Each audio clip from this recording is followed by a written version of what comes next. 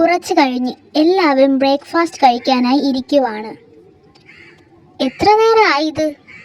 എനിക്കാണെങ്കിൽ കോളേജിൽ പോവാൻ ടൈമുമായി. ഇവരുടെ ഈ സംസാരമൊക്കെ കേട്ട് ദേവയാനി പറഞ്ഞു, നിനക്കൊക്കെ ഇതൊന്നും ചെയ്യാനും വയ്യ, എല്ലാം വെച്ചും വിളമ്പി അവൾ ഇവിടെ കൊണ്ടുവന്ന് വെക്കുമ്പോൾ അതിനെയും കുറ്റം പറയാനായിട്ടിരിക്കുന്നു. കൊള്ളാം, ഇതൊക്കെ ദൈവം കാണുന്നുണ്ടെന്ന് നിങ്ങൾ ആരും മറക്കരുത്. അച്ഛമ്മയ്ക്ക് എന്നെ ഇഷ്ടമല്ലാത്തതുകൊണ്ടല്ലേ ഇതൊക്കെ എന്നെ തന്നെ നോക്കി പറയുന്നത്. നീ അങ്ങനെ വിചാരിക്കുന്നെങ്കിൽ വിചാരിച്ചോ, എനിക്കിതൊന്നും മാറ്റി പറയാനോ തിരുത്താനോ ഒന്നും വയ്യ. ഇതേ സമയം ബ്രേക്ക്ഫാസ്റ്റുമായി കിച്ചണിൽ നിന്ന് വിധു വരുന്നു. എന്താടി ഇത്ര ലേറ്റായി? വിധു ബ്രേക്ക്ഫാസ്റ്റ് വിളമ്പി കഴിഞ്ഞ് അവൾ ദേവയാനിയുടെ അടുത്തിരുന്നു. കറിക്കൊന്നും തീരെ ടേസ്റ്റ് ഇല്ലല്ലോടി. ഞാൻ ഒരു കാര്യം പറയാം, നാളെ മുതൽ നല്ലോണം വെച്ചുണ്ടാക്കിക്കൊള്ളണം. നാളെ എൻ്റെ ഏട്ടൻ്റെ മകനാണെങ്കിൽ ലണ്ടനിൽ നിന്ന് വരുന്നുണ്ട്, അരവിന്ദ് മോൻ, കേട്ടോ? അതിന് ഇവളെന്തിനാ ഉണ്ടാക്കി കൊടുക്കുന്നേ? നിന്റെ ചേട്ടൻ്റെ മോനല്ലേ, അപ്പം നീ പാചകം ചെയ്ത് കൊടുത്താൽ മതി.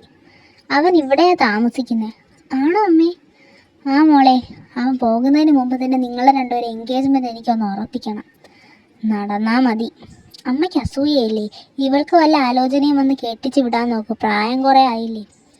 അത് ഞാൻ നോക്കിക്കൊള്ളാം. നീ നിന്റെ മോളെ കണ്ണി കണ്ട ചേർക്കന്മാരെ കൊണ്ട് വളയ്ക്കാൻ നോക്കി, അതല്ലേ നീ ഇപ്പം നടക്കുന്ന ഇവിടെ. മതി തർക്കം, എല്ലാരും കഴിച്ചിട്ട് നീ പോവാൻ നോക്കൂ, ഭക്ഷണത്തിന് മുമ്പ് കിടന്ന് വഴക്കുണ്ടാക്കാതെ. അങ്ങനെ 2 ദിവസം കടന്നുപോയി. എന്നത്തെ പോലെ വിധുവും അല്ലിയും അമ്പലത്തിൽ പോയി വെറുതെ ഇരുന്ന് ഓരോ കാര്യങ്ങളൊക്കെ സംസാരിക്കുകയാണ്. എടാ, നമ്മളിത് എങ്ങോട്ടായി പോണേ? നമുക്ക് ആരുടെങ്കിലും ചോദിക്കാം. എടാ, ഞാൻ അപ്പോഴേ നിന്നോട് പറഞ്ഞതാ, വീട്ടിൽ വിളിച്ച് ചോദിച്ചിട്ട് ഫ്ലൈറ്റൊക്കെ ബുക്ക് ചെയ്ത് വന്നാൽ മതി എന്ന്. കേട്ടില്ലല്ലോ. ഇപ്പം എവിടെയെങ്കിലും പട്ടിക്കാട്ടിൽ പോയി കിടക്കാം. അവർക്കൊരു സർപ്രൈസ് കൊടുക്കാമെന്ന് കരുതിയതാ. അപ്പോഴേ രണ്ടും കൂടെ കയറി ഫ്രാൻസിലോട്ട് ബിസിനസ്സിനായിട്ട് പോയത്. അപ്പച്ചിക്കൊന്ന് വന്ന് നിൽക്കാമായിരുന്നു. ബെസ്റ്റ്. ഞാൻ ഒരു തവണയെ കണ്ടിട്ടുള്ളൂ, അതൊരു മൂദേവിയാ. അരവിന്ദ് വർമ്മ സാവിത്രിയുടെ ചേട്ടൻ്റെ മകനാണ്. UK-യിൽ MBA ചെയ്യാണ് പുള്ളി. ആളൊരു പാവമാണ്, നല്ലൊരു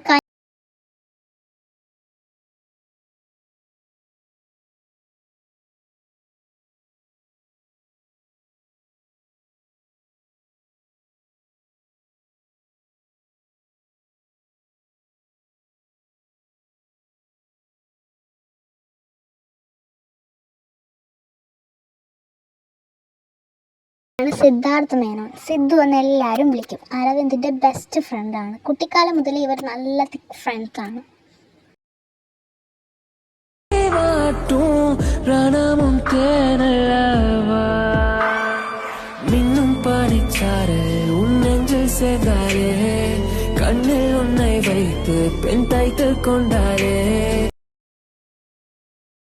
ഇനിയിപ്പോ എന്ത് നോക്കാനാ? ആരോടെങ്കിലും കയറി വഴി ചോദിക്കാം, അല്ലാതെ ഇവിടെ കുറ്റിയടിച്ച് നിന്നിട്ട് ഇപ്പൊ എന്തോന്ന് ചെയ്യാനാ? സിദ്ധു ഇതും പറഞ്ഞ് അവിടെ ഫുള്ള് കറങ്ങി നോക്കാൻ തുടങ്ങി. അപ്പോഴാണ് അമ്പലത്തിന്റെ ചുവട്ടിൽ 2 പെൺകുട്ടികൾ ഇരിക്കുന്നത് അവന്റെ കണ്ണിൽ പെട്ടത്. ആരും നോക്കടാ, 2 പെണ്ണുങ്ങളതോ അവിടെ ഇരിക്കുന്നു, ഇങ്ങോട്ട് നടന്നു വരുന്നെന്ന് തോന്നുന്നേ. ഇതേ പുല്ലേ, UK പോലെയല്ല, ഇവിടെ നല്ല അടി കിട്ടും എന്ന് പറഞ്ഞാൽ നല്ല അടി. അതല്ലടാ പൊട്ട, ഇവരോട് നമുക്ക് വഴി ചോദിക്കാന്നാ പറഞ്ഞത്. അരവിന്ദ് അവർക്ക് നേരെ നടന്നു. വിധുവും അല്ലിയും ജസ്റ്റ് ഒന്ന് നിന്നു. അവരുടെ വേഷമൊക്കെ കണ്ടപ്പോൾ തന്നെ മനസ്സിലായി അവർ ഇവിടെ ഉള്ളതൊന്നും അല്ല, ഫോറിനേഴ്സ് ആണെന്ന് അവർക്ക് മനസ്സിലായി. ഇവന്മാരെന്താണ് നമ്മളിങ്ങനെ നോക്കുന്നേ? ആർക്കറിയാം. അവർ മൈൻഡാക്കാതെ നടന്നു. അതെ, ഒന്ന് നിക്കണേ. എന്താ? സിദ്ധു ചിരിച്ചു കാണിച്ചു. താൻ എന്തിനാടോ ചിരിക്കുന്നേ?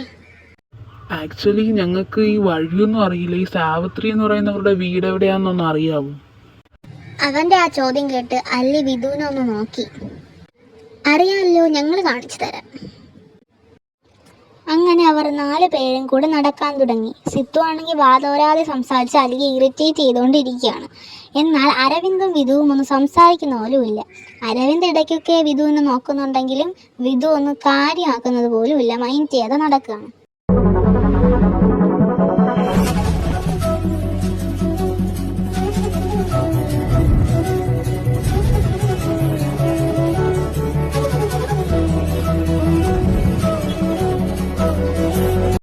കുറച്ചു കഴിഞ്ഞ് അവർ ഒരു വീടിന് മുന്നിലായി എത്തി.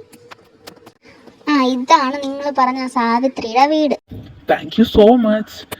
എന്നാ ഞാൻ പോണടി, നാളെ കാണാം. അപ്പൊ പിന്നെ ഈ കുട്ടിയോ? അവൾ ഈ വീട്ടിലെ, അതായത് നിങ്ങൾ ഈ തിരക്കി വരുന്ന വീട്ടിലെയാ. അപ്പച്ചിയുടെ ആരാ നീ? ഞാൻ അവരുടെ ആരുമല്ല. ആ ഇവള് അനന്തമാമൻ്റെ മോളാ.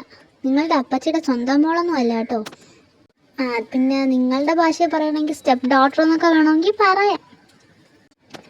അരവിന്ദ് ഒന്നും മിണ്ടാതെ വിധുവിനെ തന്നെ നോക്കിക്കൊണ്ട് നിന്നു.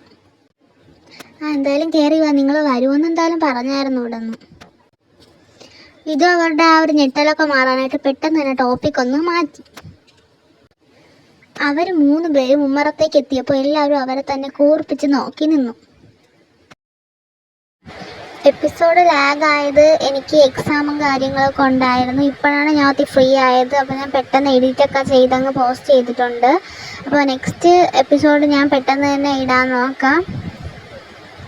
പിന്നെ എല്ലാവരും എപ്പിസോഡ് ഫുള്ള് കാണുമെന്ന് പ്രതീക്ഷിക്കുന്നു. അപ്പോൾ എല്ലാവരും സബ്സ്ക്രൈബും ലൈക്കും ഷെയറും ഒക്കെ ചെയ്യണേ.